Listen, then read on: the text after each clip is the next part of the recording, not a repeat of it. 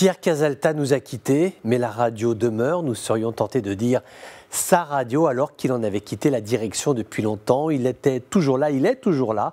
Présence bienveillante et silencieuse envers ses équipes techniques qu'il a recrutées, animateurs, journalistes, services administratifs, qui lui aussi a été marqué par l'empreinte de l'homme. Pierre Casalta a été un patron de son siècle, il connaissait les prénoms de chacun, il pouvait passer un coup de fil tard dans la nuit parce que l'un de ses employés venait d'avoir un enfant. Il était capable de débloquer des histoires administratives incroyables en 2-3 appels téléphoniques parce qu'il avait le bras long, très long.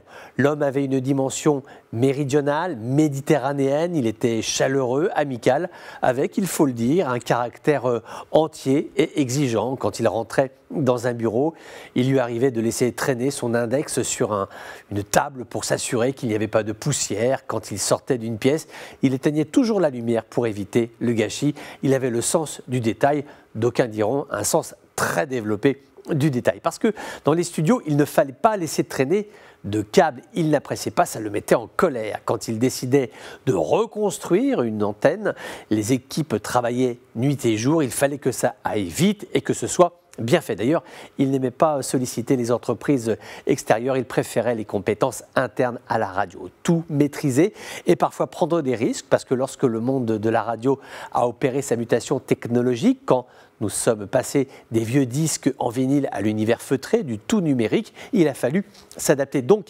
investir à l'époque, ce n'était pas facile de savoir comment le monde médiatique allait se saisir de ces nouvelles technologies.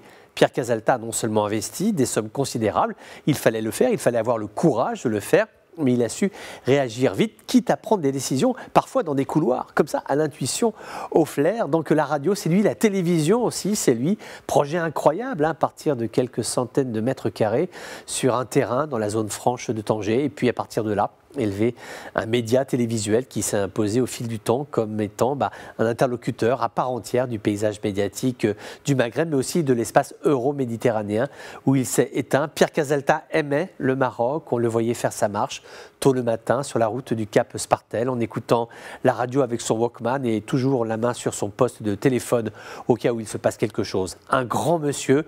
Aujourd'hui, nous tous, à la radio, à la télévision, au digital, aux services techniques et administratifs, nous sommes tous quelque part ces orphelins.